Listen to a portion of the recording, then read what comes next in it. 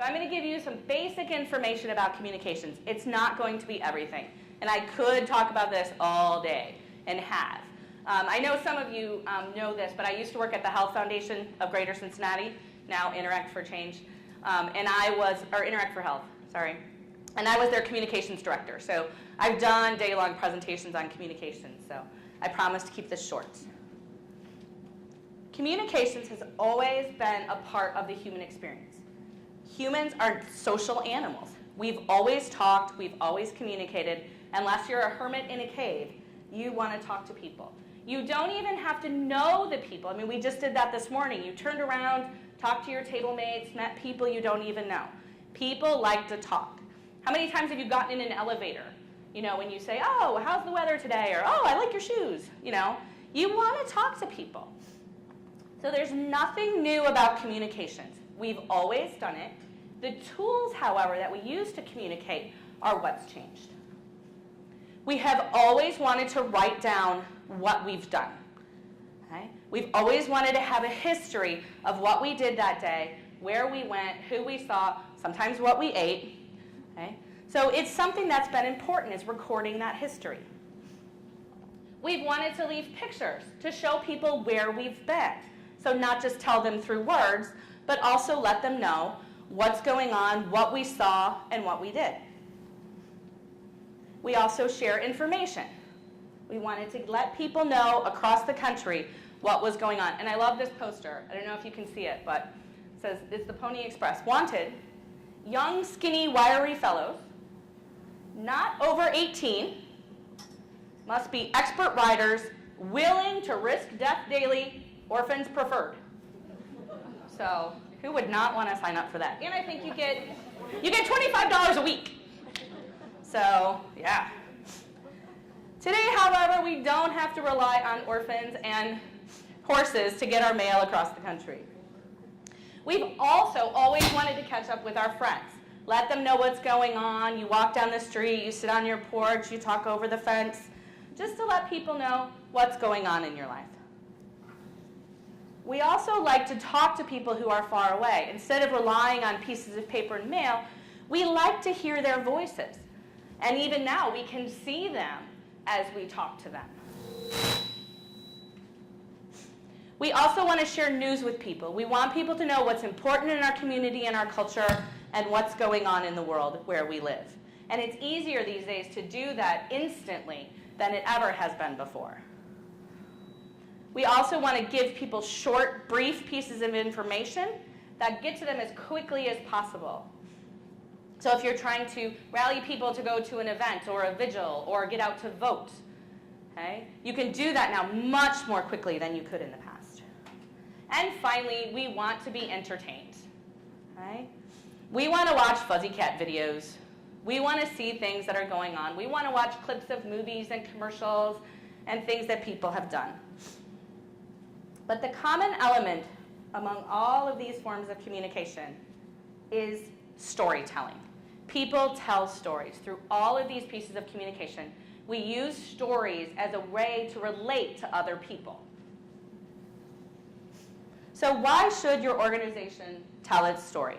And I have a couple of videos here as an example.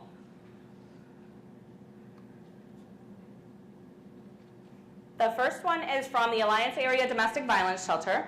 They had a Community Connections grant in 2012, and they created student written, directed, and starred-in PSAs on teen dating violence.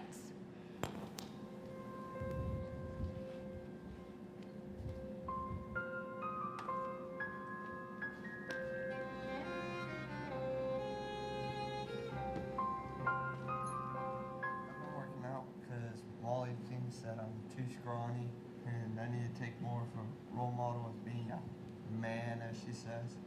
You're already a man? We don't need to work out for her. But look at this, I just got bones. Is it her? Yeah. What'd she say? She just wants to know where I'm at. I mean, that's just...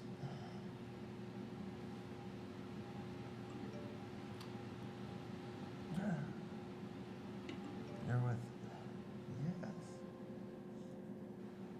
You know you don't have to put up with this. Yeah, I know.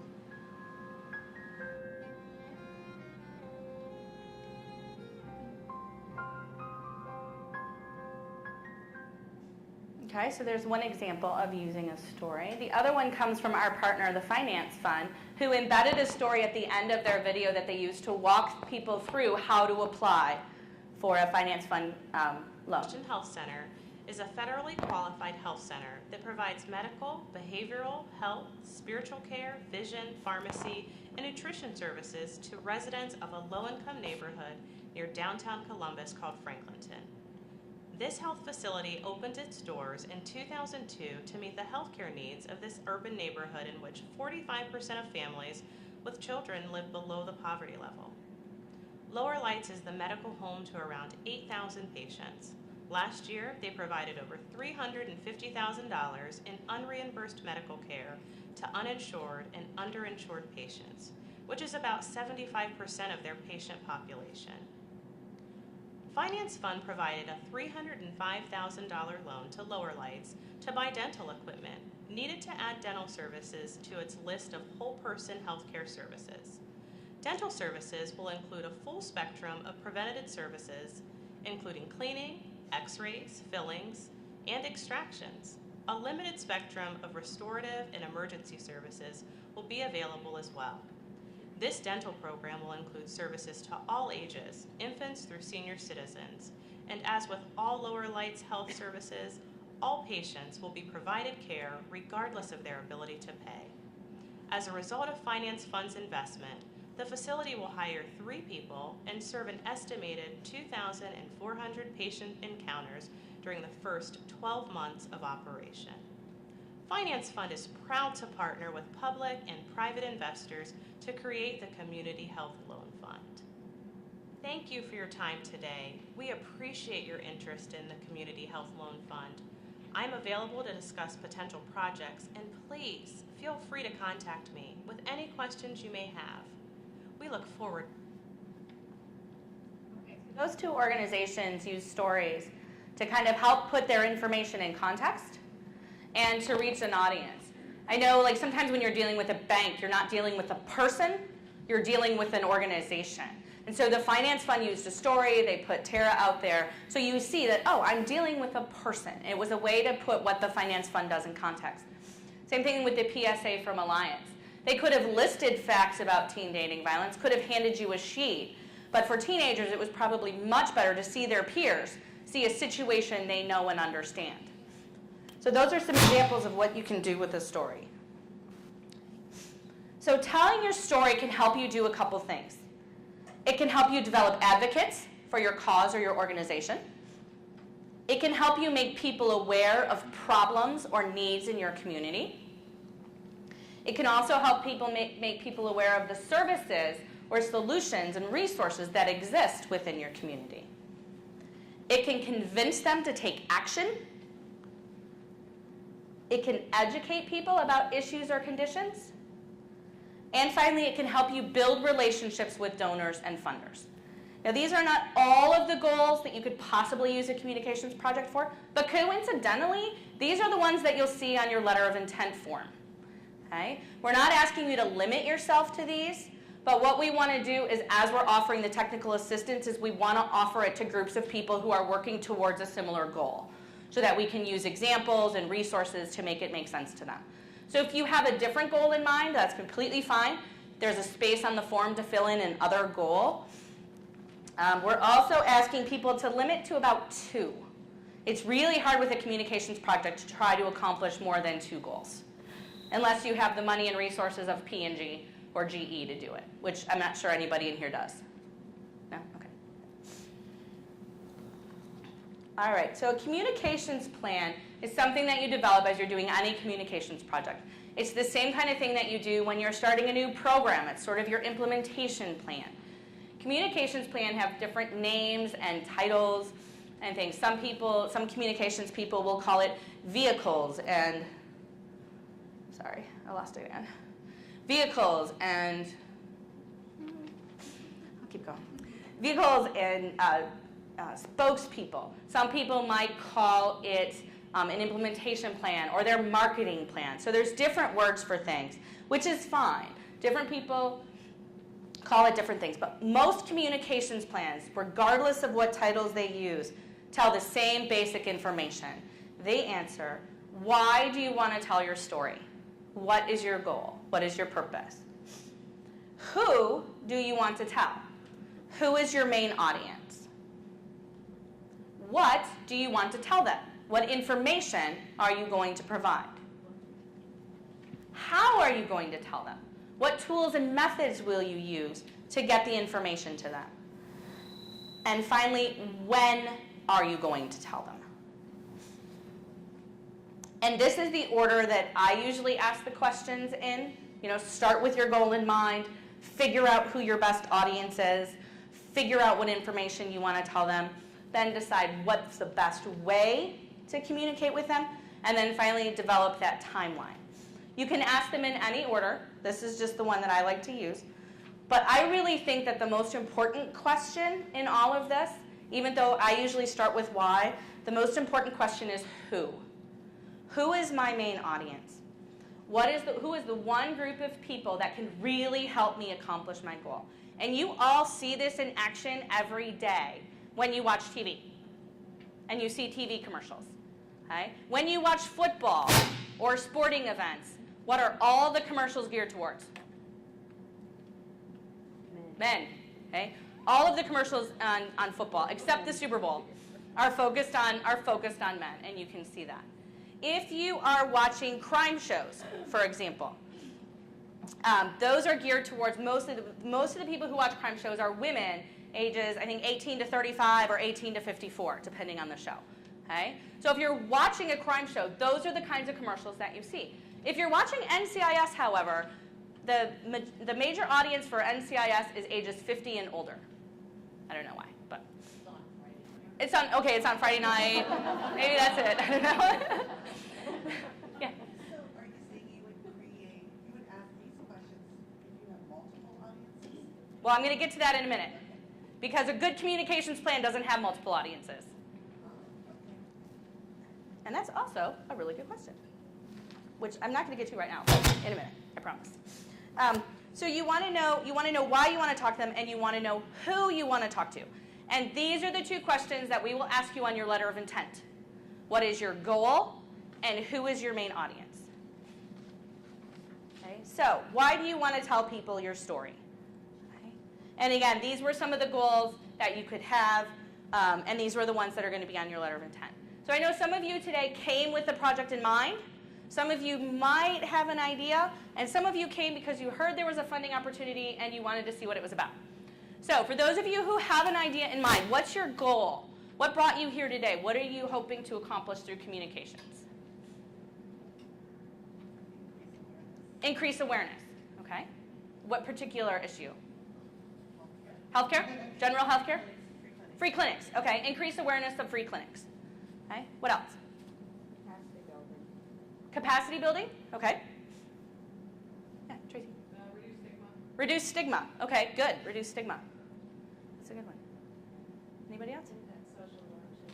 Impact social norm changes. Wow. That's a big job. But that's good. I like that. Okay. Anybody else? And social norm changes, like that's where social media and communications projects can really have a big impact.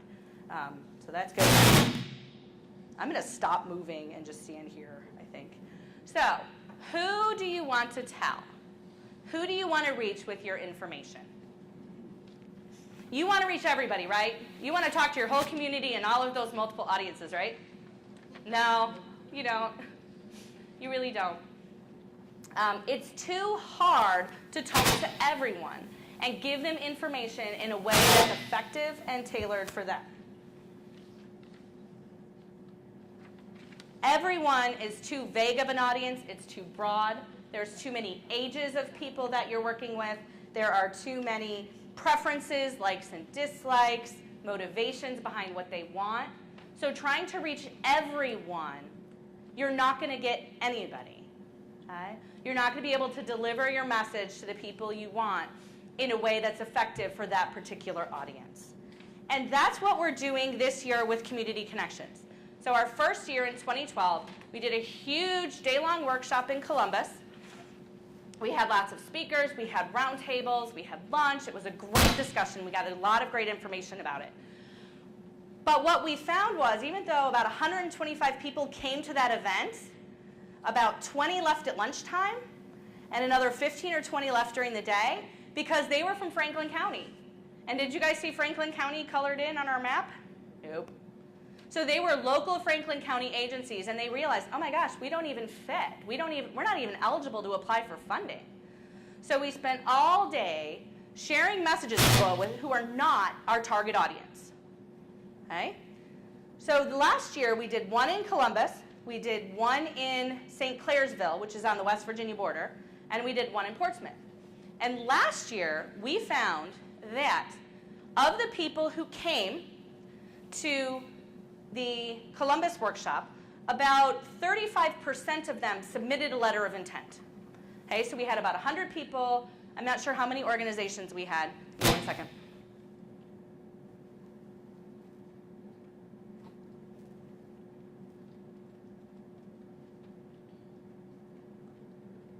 I'm not sure how many organizations we had, but about 35% of the organizations who came submitted a letter of intent. Okay? The Portsmouth workshop, 50% of the organizations who came submitted a letter of intent. And in St. Clairsville, I think 70 or 75% of the organizations who came submitted a letter of intent. So we had, our audience was much more targeted in those smaller regional workshops than they were in Columbus. So what we found is we had to go to our audiences.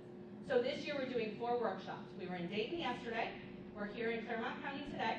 We will be in Alliance, Ohio on Thursday, and in Cambridge, Ohio on Friday. So what I'm hoping is that we get a lot higher percentage of organizations submitting letters of intent this year. And I know you're all going to help prove me right? Okay, good, thank you. I mean, I'm not saying we need 100%, but boy, that would be nice. That would be really nice. So as you're thinking about your project, ask yourself this question. Who will best help you accomplish your goal? And keep in mind, sometimes the best audience is not the most direct one. Okay? It's not the one that you think you want to reach. It's the person right before them. So how many of you work with legislators? And what's the best way to get a hold of a legislator? Their aide, their staff. So your audience is not the legislator, it's their aide, it's their staff. Okay? Maybe the real audience is voters. Okay? And you can get to voters through different ways.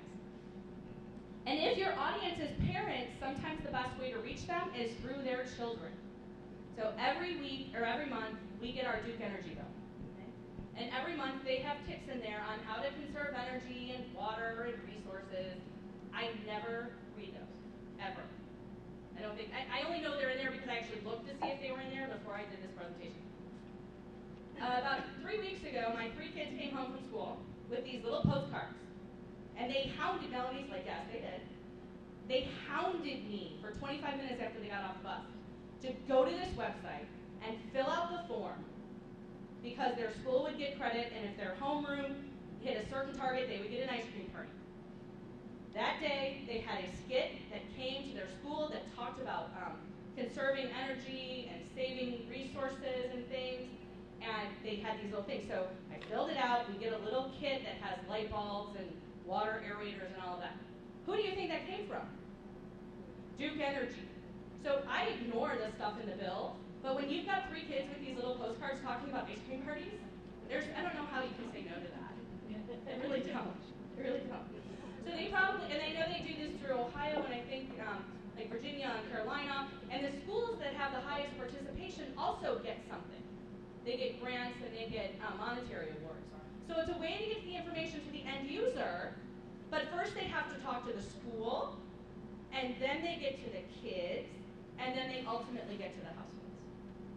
So it's the direct audience is the households, but that's not who they went through to get there. So when you're thinking about your audiences, you need to be specific.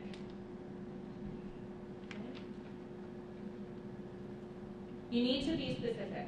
If you want to talk to adults, do you want to talk to men or women? Do you want to talk to adults of a certain age?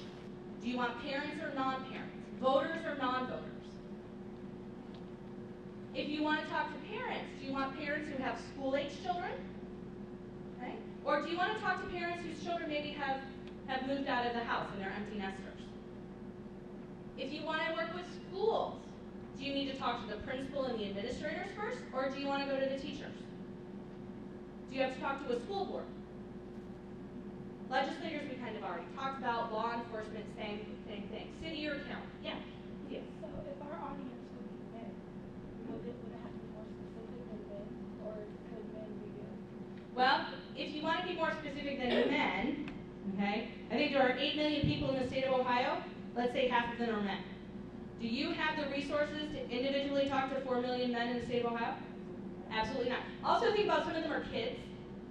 So do you want to talk to kids, or do you just want to hit adult men? Men and boys? Okay. So if you want to talk to men and boys, who are some audiences where men and boys come together? Sports. So then your audience might be coaches. Okay? So that would be, so talking, it's sort of the same thing. Talking to all men means you've got to reach 4 million people in the state of Ohio. Probably not going to happen. So the more specific you can be, the more effective your communications will be, and the better shot you'll have at reaching your goal.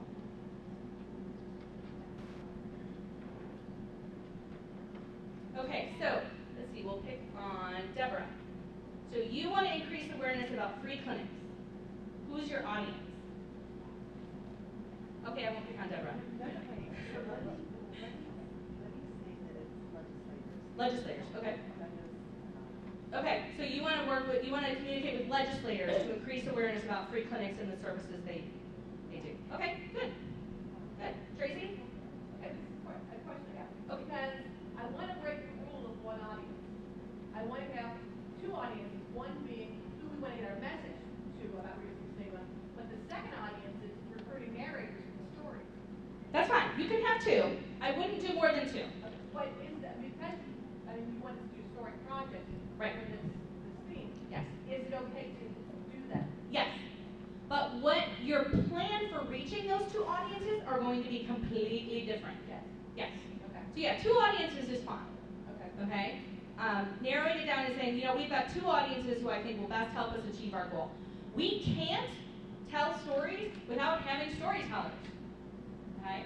So that might be one audience that you have. Okay? And then a second audience would be who you want to tell those stories to. Exactly. Yeah, so that's okay. My point about narrowing it down is saying we want to reach all storytellers in Ohio. I'm not sure you can do that. So you want to narrow down and focus on a specific audience. But having two audiences is okay. I'm not sure having any more than that, you're going to be able to do this project with just our $7,500. So if you have other resources to do the project, that's great. But really with communications, you want to keep it as narrow as possible to really help you use your resources wisely. Anybody else have an audience they have in mind for their project? Yeah. I do. Trying to put together a health conference for men and finding that the most direct route to men specifically related to health is through the women. Yes. The women typically are the keepers of health for the household, and men don't like to admit that they ever have health issues. They don't. So what we're finding is that we have to go through the women to get to the men. Yes, and that is a lot of times one of the audiences. If you're working in healthcare specifically, one of your primary audiences is probably women. Whether it's because of their spouses or significant others, trying to reach the men through them, or reach their kids through them. Women are a very important voice in the healthcare field, even if they don't hold the insurance.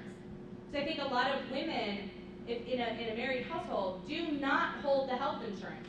Their husband does. But who do you think makes all those decisions? Every year, our benefits package comes home. My husband leaves it on the table. Go ahead, honey. It's all you. I'm like, okay, thanks. Okay.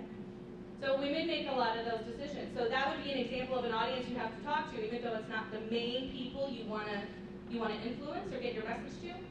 They're the people you have to talk to. Anybody else? Yeah. Andy. Recruit new donors. Okay. From which county? Hamilton. Okay. So all donors, are you thinking corporate? Are you thinking individuals? Individuals. Individuals? Okay. Say individuals who give more than 5,000. Okay, individuals who can give more than $5,000. Okay, that's a good specific audience because there are tools you can use to pull up mailing labels, and you can find events, and you can find organizations and clubs that people like that tend to belong to, and target those groups. Okay, anybody else? Anybody want to? Yeah, Nini. We hold an event that benefits our wellness program under the Minister Luncheon, and I was thinking increase participation in that luncheon doing something. So increase participation in the luncheon, but specifically to do what? Just to bring more people to raise more money. Okay. Okay, so raising money, but also what do they also get when they come to that luncheon? Stories. They get information about being a star, they learn about the resources and solutions and part of the problem. Yeah. All right. So I want to take just a minute to talk about the media. And by media, I mean print, TV, radio, and bloggers. Okay? And any web newspapers or web forms of media that are out there. So the media, and media relations is a subject that could fill a whole workshop, and I know has. If you want to target the media with your project, that's something that we can build into the technical assistance, is a session on working with the media. So if that's something that people are interested in, we can definitely add that to our list of things that we're going to do.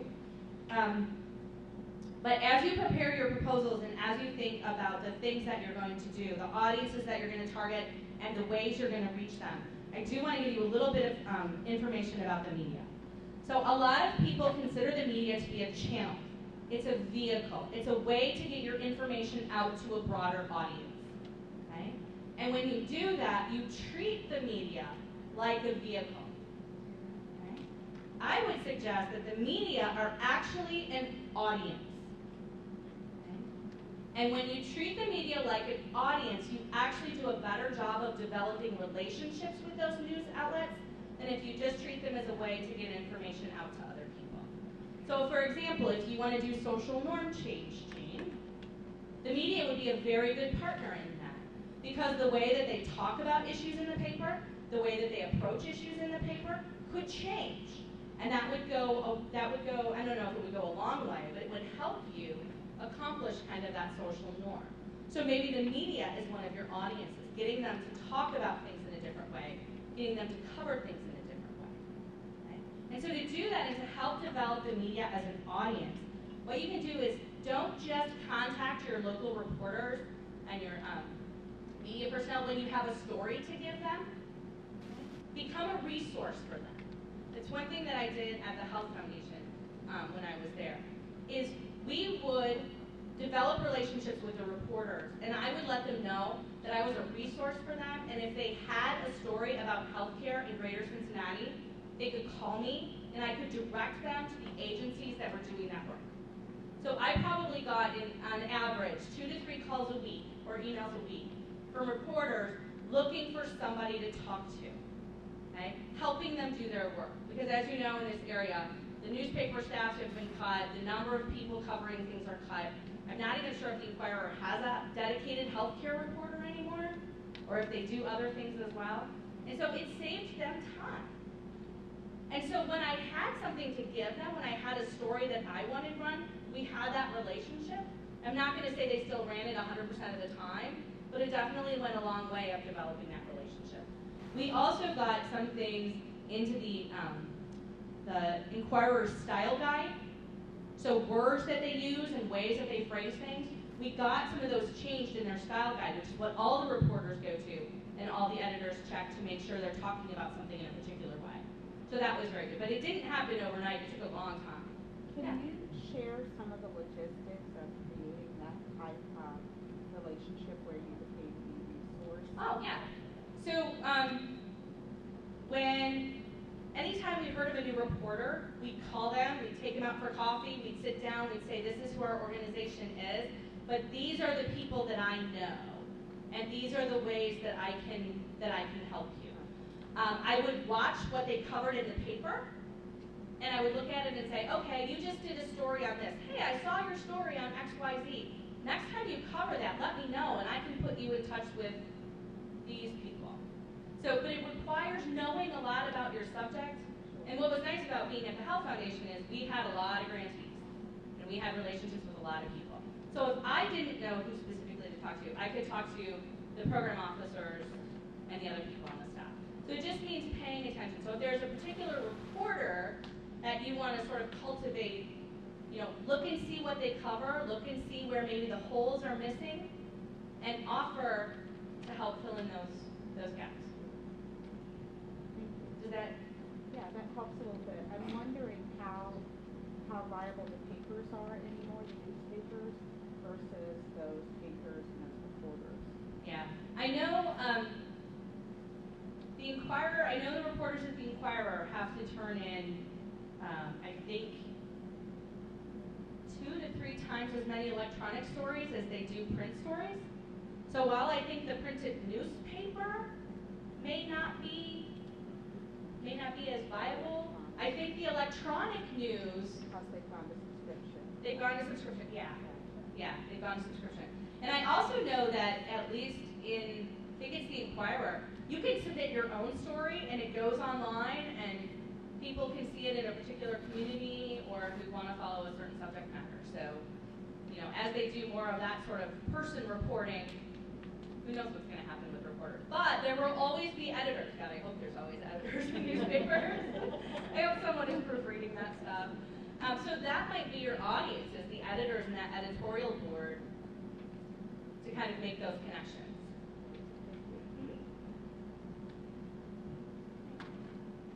Any other questions on the media? And again, if you're really interested in that topic on your evaluation today, definitely make a note of that and we'll file that away and see if we can offer something about media relations specifically, either through a webinar or through some smaller workshops. Okay, what do you want to tell? So you know who your audience is, you know who you want to talk to, you know why you want to talk to them. What do you want to tell them?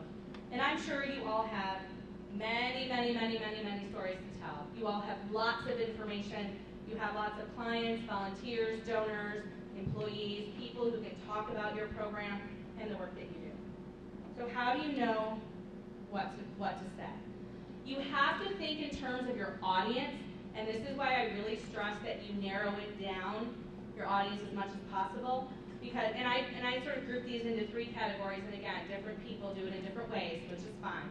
But I like to think about it as means, motive, and opportunity. Means, what does your audience need to know? What information do you want to tell them? The motive, what will resonate with them? What's in it for them? You know, what are the things and the words that you can use to connect with their perspective or point of view? And then finally, opportunity. What do you want them to do? And I think a lot of communications sometimes miss that last step. You read this great piece about an organization and you're like, oh, that's great. And there's no call to action. There's no kind of, here's something you can do. Here's an opportunity for you to take. So it's really important to have that in there for audiences. So for this workshop, to kind of put that in perspective, you are my audience. So I was developing this. This is what I thought about. Okay, your employees, consultants, and volunteers of nonprofit organizations. Okay? You all work in Ohio. Even if you cover some counties in northern Kentucky or Indiana, you still do some work in Ohio. You're interested in family violence, oral health, and safety net organizations and issues. And you understand communication is important, or at least someone in your organization understands communication is important, and they sent you here today. And finally, you want support, resources, and money to help you tell your stories. Did I get that? Does that pretty much cover everybody? So, the means, the things that I thought you needed to know were how you pick your audiences, why and how to do storytelling, and probably most importantly, how to apply for funding. The motive, the reason that brought you here, the things that I thought would resonate with you would be the grant funding and the support and technical assistance as you carry out your projects. and the opportunity. What I want you to do, I want you to submit a letter of intent. Those are the three things that I thought about as I designed this workshop.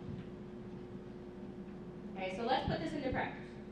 And we're going to work with the people who you kind of introduced yourselves to earlier.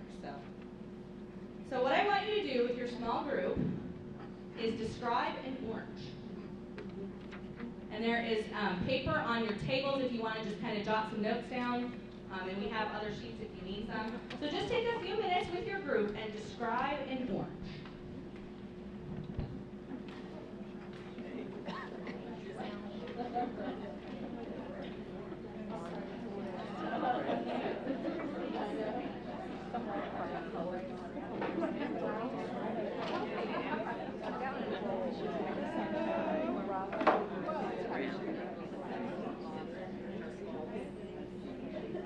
Yes, that's correct. Yep.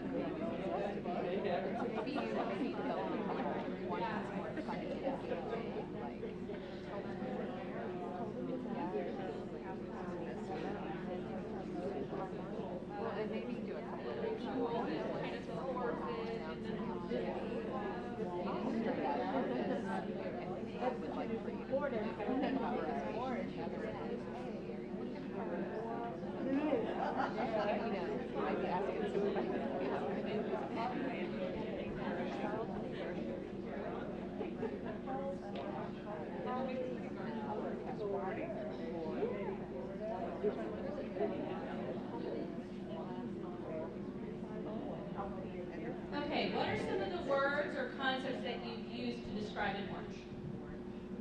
Orange. That's a very obvious one, and some people don't even put it on the list. So it's orange. It's a color, it's a fruit. What else? Healthy. Healthy. Okay. Sweet, juicy, hard to peel. I heard a couple people talking about, and Melanie, I want to know about that thing you were talking about, the tool. She talked about this tool from Tupperware or something that helps you peel oranges, which, okay, we got a thumbs up from Tracy in the back, so gotta look that up. Gotta look that up. It has a navel. Okay, good. Good source of vitamin C. Very good. Can be used for food as well as garnishment. Oh, can be used for food as well as garnishment, yes. It's a declaration. And if it's easily dividable. That's good. Kid friendly. Okay. Shareable, healthy. It is what it says it is. It is what it says it is, that's right. Honesty in advertising. All right, any? Mobile, portable, good. Easy to carry. They're cheap. Yeah. Yeah, they're cheap. Squeezable. Okay. All right, now think about in orange. You're still do this in your group. What does an orange mean to a toddler? So work with your group and get some ideas and think about what an orange means to a toddler.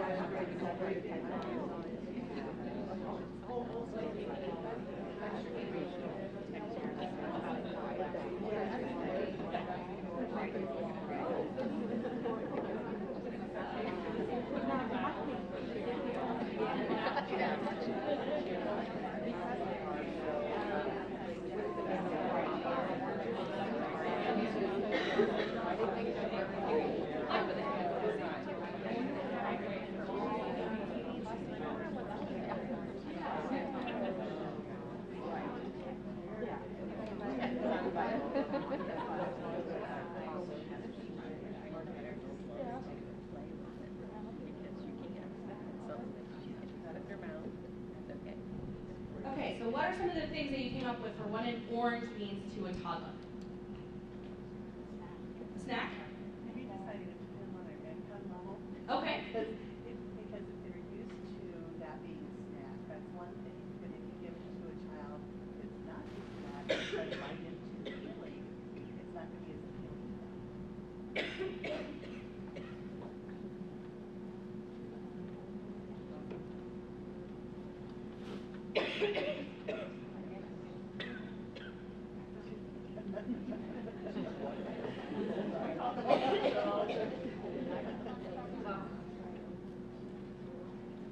He said it might be a ball or a toy.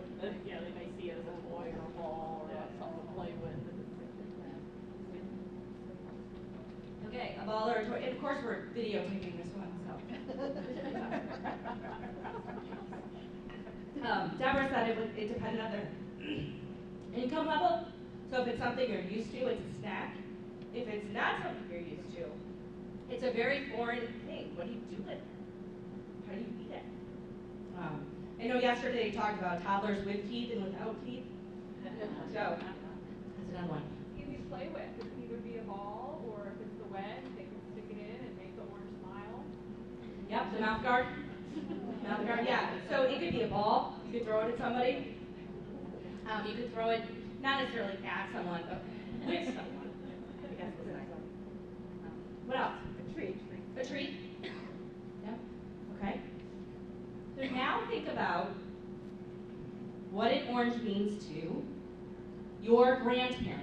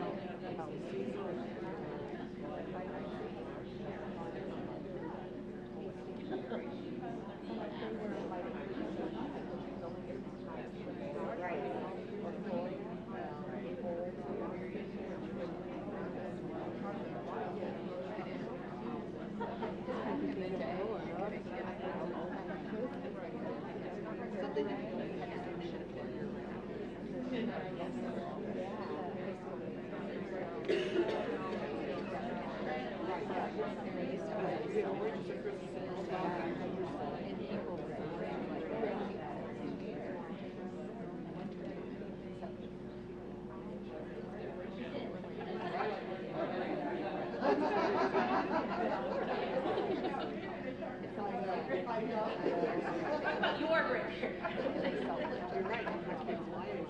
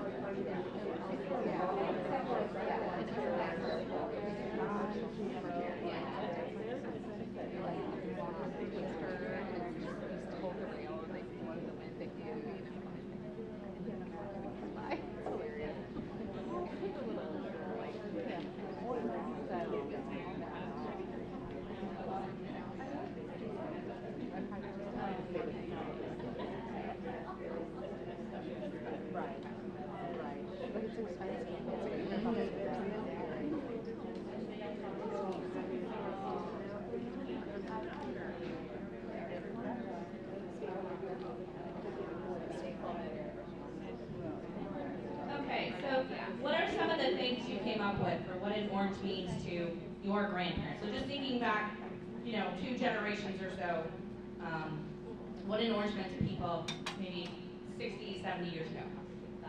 Exotic. Yeah. It was very rare. Or at least it was seasonal. You didn't get them all year round.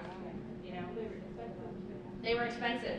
Yeah, they were expensive. But there's a correlation though between the older adult who had it seasonally, and at Christmas time you were treated with it in the stocking, versus now you've got the generation of people who say, Florida's been hit with frost, oranges are gonna go up. Mm-hmm. Yeah. So you've still gotta, you had a marketing and you had to do that, you have to bring in both of those tools. Yeah. So, people, it used to be a Christmas stocking tree. It used to be in your Christmas stocking. Which these days, if like my parents put an orange in my Christmas stocking, I'd be like, what? Is it full of money? So it's not as much of an exotic treat for us. But there's also still that seasonal component of, when you get the frost report in Florida, there go the oranges. Okay? What else do oranges mean to our grandparents? Something they could eat without teeth. Something you can eat without teeth. Okay. Without putting teeth in. Okay. Yeah. So Maybe making the juice. making the juice. Yeah. Hand squeezed juice. Yeah. At least when you walk in my mom's house, she's always got food on the table, so it's like not exactly a decoration, but Yeah. Fruit on the table. I think it's one of those sort of welcoming things that just makes you feel, make you feel like you're at home. Yeah. Insulin training. Yep.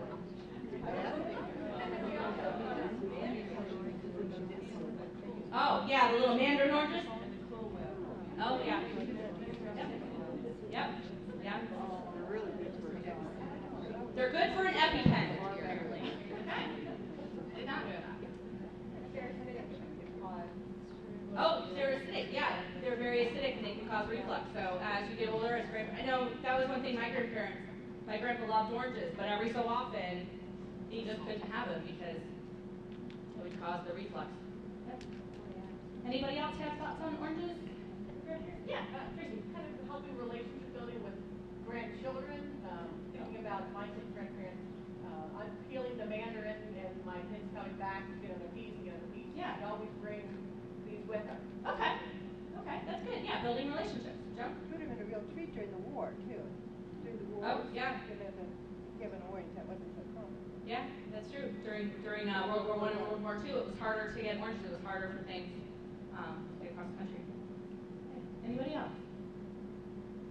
Okay, now I want you to think about what an orange means to a grocer.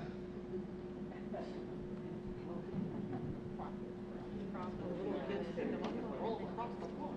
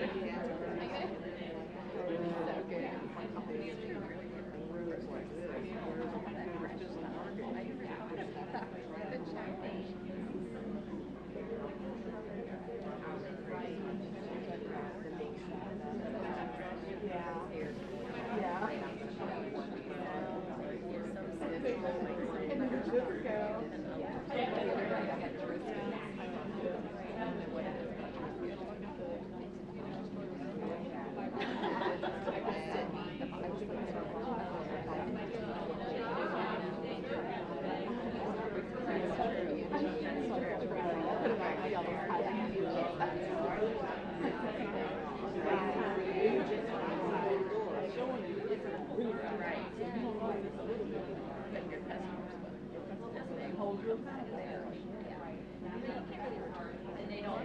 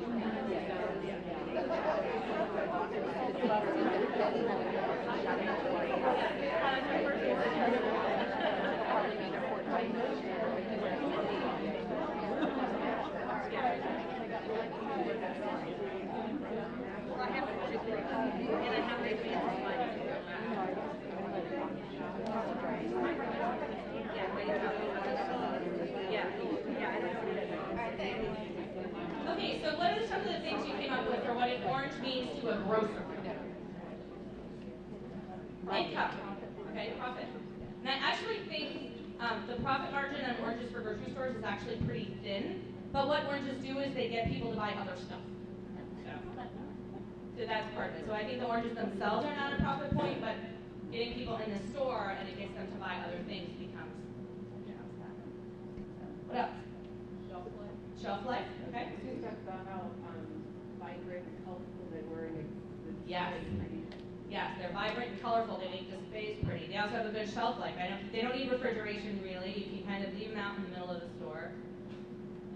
They're good for sampling. They don't turn brown like Oh. apples or other things. Yeah, it's good, like apples or bananas. Once you cut one and you leave it out in a bowl or something, you can, they don't turn brown. They don't go bad as quick. I mean, they will eventually, but not as quickly. What else? There's less variety, so they take up less real estate in the store. Okay, there's less variety. You have fewer choices with oranges than you do with some of the other, with apples. Yeah, the apples, there's I don't know how many varieties of apples, but there's a lot. They're a little more volatile. You have to kind of guess about the weather and if it'll be a good season or not. Oh yeah, good. They're volatile. You kind of have to guess about the weather, and I think people expect oranges to be there all year round. And so if you don't have them, kind of going back to that volatility, you kind of have to have a plan to have something there, because people expect them. Okay, so our last audience, and I'm not asking you to consider this audience for your particular project, but let's think about what the orange means to the United States of America. You can think about it culturally, economically, geographically, whatever However you want to think about that, but talk with your table about what an orange means to the U.S.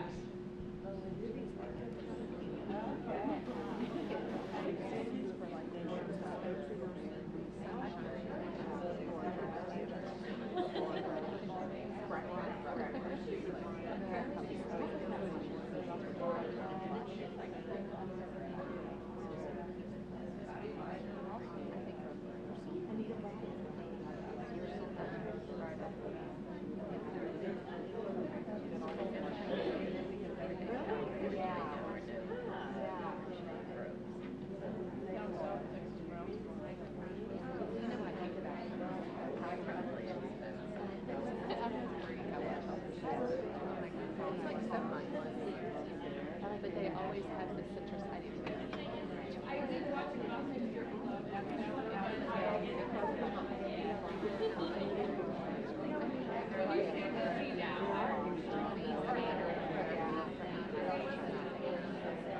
want to be beach rock, but I don't want to.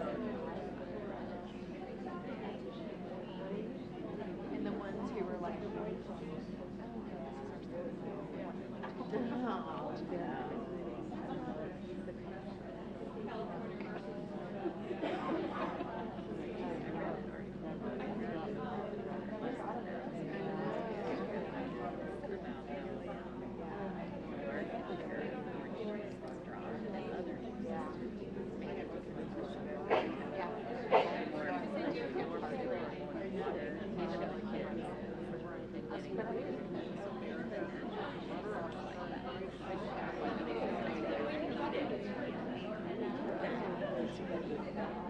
like the pool in the back.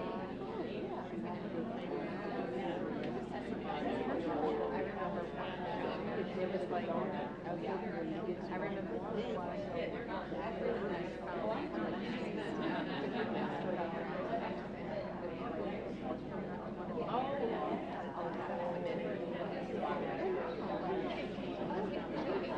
I think because you can live there for months, that's how I figure out. I don't think it's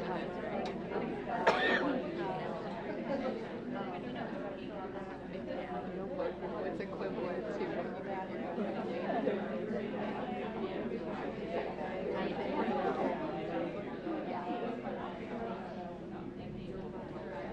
Okay, what are some of the things you guys came up with for what an orange means to the U.S.? Jobs. Jobs? Okay, jobs. Breakfast. Breakfast. Okay. And even health, we don't have scurvy. Health. Yeah. Scurvy. Yep. Yep. Vitamin C is very important for that. Depends where you live. If the labor disputes and migrant workers if you're in certain states. Yes. So labor disputes and with migrant workers in certain states. That's another thing oranges mean. Farmer subsidies. Farmer subsidies. Okay. California and Florida. California and Florida. Orange Bowl. The Orange Bowl. Well, there you go. I think it's the FedEx Orange Bowl, actually, Alex. So, yeah, we gotta get our brand in here. Healthy children. Healthy children. Send them home in these bags. They go home with children from lower income families. Oh, okay. Like they don't spoil, etc. Does these bags go home over the holidays and things? Okay. Okay. So yeah, the bags that they send home with kids. I don't know if that's part of the free and reduced lunch program, but sending home, bags with kids. There's usually an orange in there because they're easy to pack. A lot of the reasons we said earlier, they're easy to pack. They don't need to be refrigerated. Okay. So. Who remembers who the spokeswoman was? Anita Bryant. What was it? Anita Bryant. Anita Bryant. Okay.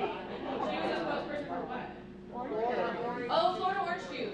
Yes. She Okay. singularly handled when that happened, there was a decline of people purchasing orange and orange juice. Yeah. Really? Across the country. Because she. Was anti-gay. Oh. Okay. I did not know that. And I want to say it happened in 1999. 99. So I did add that to my slide about things that happened in 1999. So That goes to, though, in your marketing tools, in the United States, they are very, very careful anymore, especially when you're dealing with food products. Yes. Who's going to be the spokesperson? Yep. And where their beliefs and their political Yes. ties are. And that's one thing, and that doesn't just apply to people marketing anywhere. It applies to you as well. When you're thinking about who's going to be your storytellers and who are your spokespeople are going to be, that's something that you have to very carefully consider. And it's something that if you are working with people, regular old community people, and you're going to put them in front of an audience or legislators or the media, please take some of the money in this Community Connections grant and hire someone to do spokesperson training. That is definitely something that we would help cover as part of these grants, because you do not want that mom, that child, that dad, that coach, that spokesperson in front of the media or a legislator and stage fright. They don't know how to answer a question, they're not sure what to say. You don't want that to happen, because that could also, even though your message is good, sometimes having the wrong spokesperson or having an untrained and unprepared spokesperson can do more damage to your cause. And also think carefully about your spokespeople in terms of your audience as well.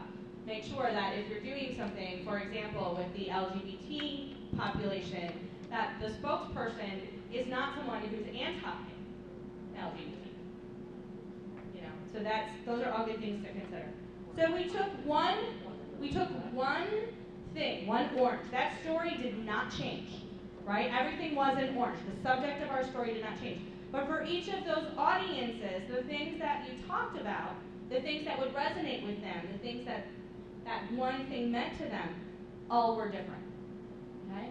So that's just kind of to start you thinking about why, number one, why you want to segment your audiences, because if you were trying to talk to a grocer and a toddler about an orange and use the same materials and the same message, you're going to lose one of them, right?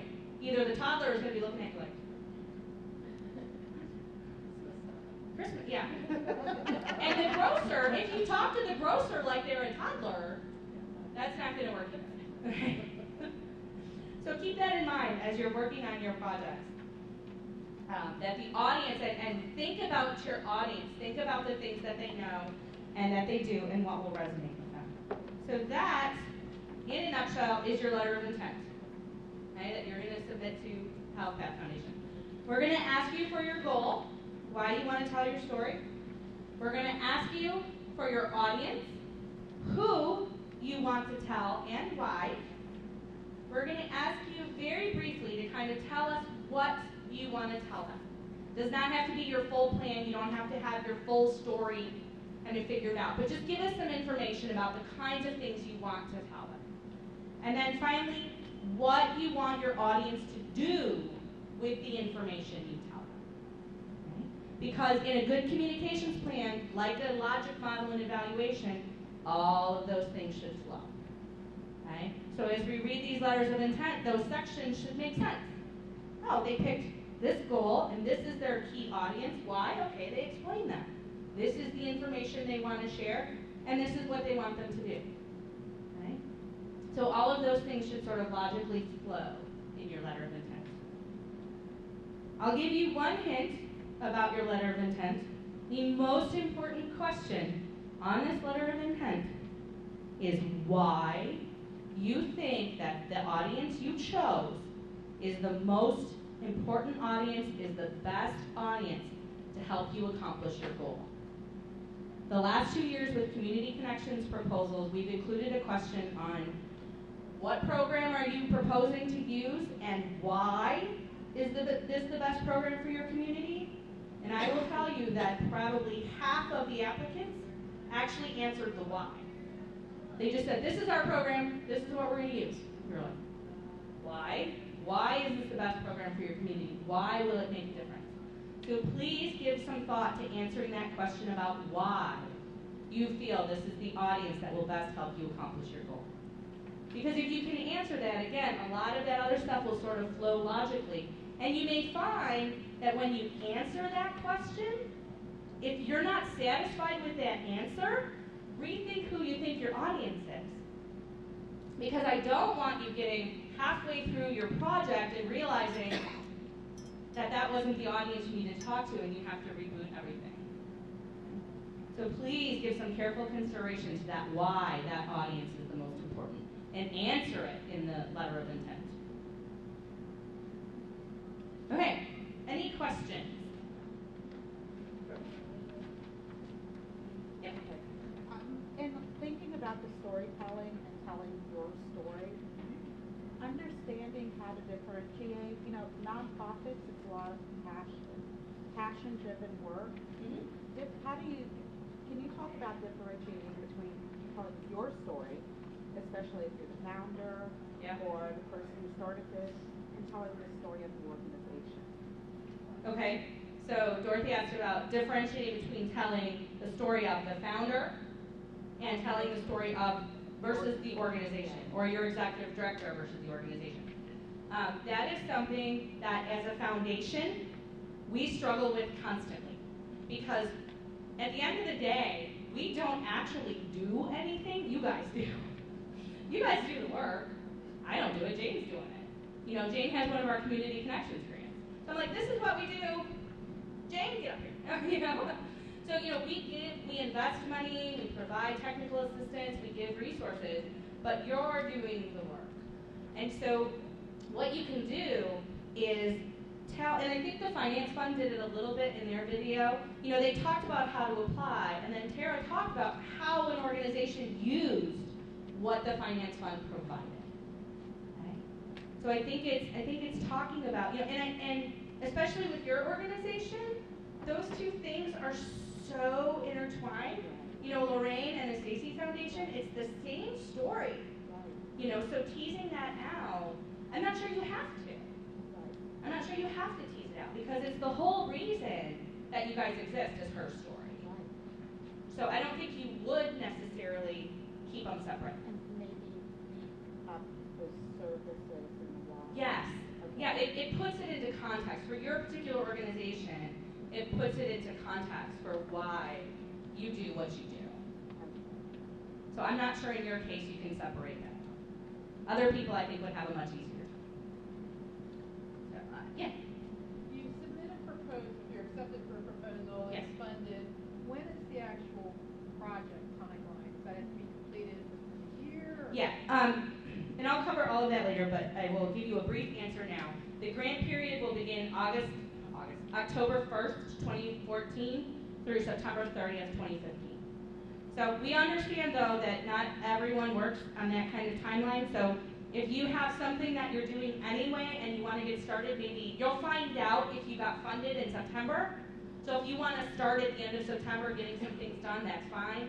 If the nature of your project means you have to go past next September, that's fine too. Especially schools, it's not really a good school calendar, and we understand that, but it's kind of hard to do that. So, but that's about the grant period. It'll be about 1 year. Yeah, Luana, you had a question? I did, and then I thought it might be stupid, but okay. There are no stupid questions. Trust me, I asked a lot of. I've never really understood the HealthPath Foundation's funding processes. Okay. I know that we are discussing Community Connections now, that has a $7,500 cap, but I've not really been clear on accessing other funding categories and the processes. Okay, so right now the only open funding opportunity that HealthPath has is this one. We had an RFP that we did last year for our Lutheran Dental Residency Program, which is a dental, it's for dental residency. We also did one last year on workforce development for healthcare workforce that mostly went to universities and things. So for the most part, we don't have sort of open calls for funding like the Greater Cincinnati Foundation has. They sort of say, we'll accept applications in, I think, January and June or July maybe, and you just sort of submit and do it. We do most of our work through RFPs, like this one. So right now, this is the only one that we have open. And when we do our other ones, sometimes they're kind of specialized, so we'll only send them out to particular organizations that would fit. Like the Lutheran Dental Residency Program, I'm not sure, do you guys have dental? Yes. Okay, so that would be something that if you're willing to bring in a dental resident, like a medical resident, that would be something that you guys might be eligible for, but for right now, we don't have anything open. So your three focuses are family violence or healthcare. Those two seem to be pretty easy to kind of get. Now we've got strengthening Ohio's safety net. Can you explain that a little bit more so we can, if that's where we're going, we can tailor our. So our definition of the Ohio safety net is any safety net primary behavioral specialty care organization. And our two strategies under that are workforce development, so getting more people into those work fields, and then also access to capital, so helping nonprofit safety net providers get access to money for renovations, to buy a building, to buy big pieces of equipment that they might need for their facility. Through Community Connections, though, in order to do some of those things, we're sort of letting people come in under this, because if you can help tell your story about your safety net organization, that will help you in the long run be better sustained and help people get increased access to care. So that's sort of our goal, is to increase access to care with that one. But if you look on our website, the description we have of that program won't make much sense in terms of Community Connections this year, but we're still opening it up to people in the safety net to help them share their story about safety net healthcare services and the importance of those. Does that help? A little bit. Maybe I can talk to you. Yeah, Joan. How much does it weigh if you come and tell me where there's multiple applicants versus looking at it at each project individually, kind of across the state? Okay, so when we accept the Community Connections application, we would love to fund one program per county. That does not mean that we're only going to take one per county, and it doesn't mean we'll hit all 36 counties. So we're not going to say, here's the pool of people from Hamilton County, we are picking one. But you get over to Adams County. Anyone else in here from Adams County besides Sherry? So Sherry's like, woohoo, I did it. No. Oh, wait. Okay. So we don't do it that way. I think last year for Community Connections, we funded 18 projects in Hamilton County, or that affected Hamilton County. So we don't limit it based on geography.